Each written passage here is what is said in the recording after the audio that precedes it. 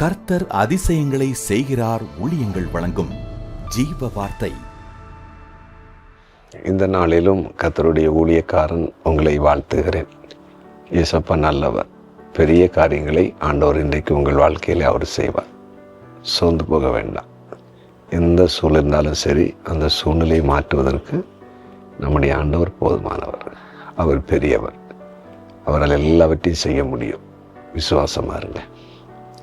இந்த நாளின் ஜீவ வார்த்தைக்கான வசனம் சங்கீதம் 22, 5வது வசனம். சங்கீதம் 22, 5.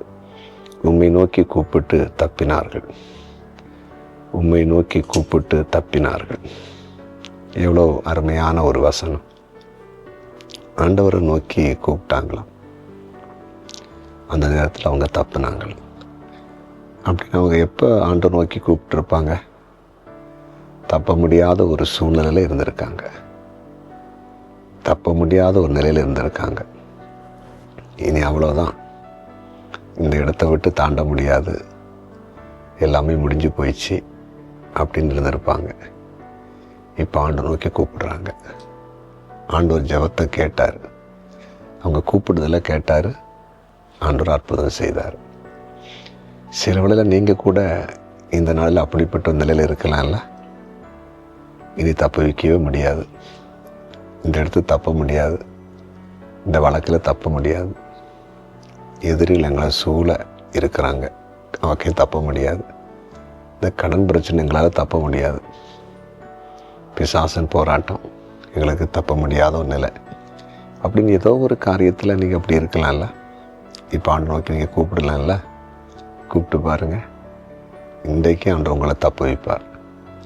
நீங்கள் தப்பு வைங்க, அதுலேருந்து உங்களை வெளியே கொண்டு வருவார். நீங்கள் அதிசயத்தை பார்க்க போகிறீங்க. பைபிளில் வாசிக்கும்போது 3 வாலிபர்கள் தீச்சுழந்து தப்பு வைக்கப்பட்டாங்க. தானியேல் சிங்க கெபிக்குழுந்து அவர் தப்பு வைக்கப்பட்டார். தாவீது சொல்லும் சொல்கிறாரு, நான் காண்டாம் மிருகத்தின் கொம்புகளிலிருந்து நான் தப்பு வைக்கப்பட்டேன், அதுலேருந்து என்னை ஆண்டவர் காப்பாற்றுன்னு சொல்கிறார். அப்போஸ்தலன் பவுலும் சொல்கிறாரு, சிங்கத்தின் வாயிலிருந்து நான் காப்பாற்றப்பட்டேன். என் அன்பு சகோதர சகோதரிகளை, இன்றைக்கு ஆண்டவர் உங்களோடு பேசி கொண்டிருக்கிறார். எந்த நிலை இருந்தாலும் சரி, இன்றைக்கு அவரை நோக்கி கூப்பிடுங்க. நீங்கள் தப்பு வைக்கப்பட போகிறீங்க. சாட்சியை உங்களை கத்தர் வைக்க போகிறேன். விசுவாசிப்பீங்களா? ஜெபம் பண்ணுவோமா? ஜெபிக்கலாம். ஆண்டவரே, உம்மை நன்றியோடு நாங்கள் ஸ்தோத்தரிக்கிறோம், துதிக்கிறோம். உடைய கிருபைக்காய் நன்றி. உம்மை நோக்கி கூப்பிடும்போது தப்பு பண்ணார் எங்கள் அன்பு தகப்பன். யாரெல்லாம் தப்பு வைக்க முடியாத இக்கட்டான ஆபத்தான நிலையில் இருக்கிறாங்களோ அவர்களை இப்பொழுதே நீர் தப்பு வைப்பதற்கு ஒரு வாசலை திறந்தரலாம். வியாதியின்படி சிக்கொண்டு மரணத்தில் தப்பு வைக்க முடியாத நிலை இருந்தால் இப்போதே வியாதியை விலக்கி மரண கட்டில் அவங்களை தப்பு வைக்க பண்ணுங்க. இன்னும் எந்த நெருக்கடி இருக்கலாம், ஏதோ ஒரு காரியம் உடைய பிள்ளைகளை இருந்து தப்பி வைத்து வர முடியாத நிலைக்கு பிள்ளை கொண்டு போயிருக்கணும். அதிலிருந்து தப்பு வைத்து வெளியே கொண்டு வாருங்க. குறிப்பாக இன்றைக்கு பிறந்த நாளை காண்கிற அனைவரையும் இயேசுவின் நாமத்தில் ஆசீர்வதிக்கிறேன். திருமண நாளை காண்கிற ஒவ்வொருவரையும் வாழ்த்தி ஆசீர்வதிக்கிறேன். ஆண்டவரை தொழில் பண்ணுற வியாபாரம் பண்ணவங்களை ஆசீர்வதிங்க. கர்த்தருக்கு ஊழியம் செய்கிற எல்லாரையும் ஆசீர்வதிங்க.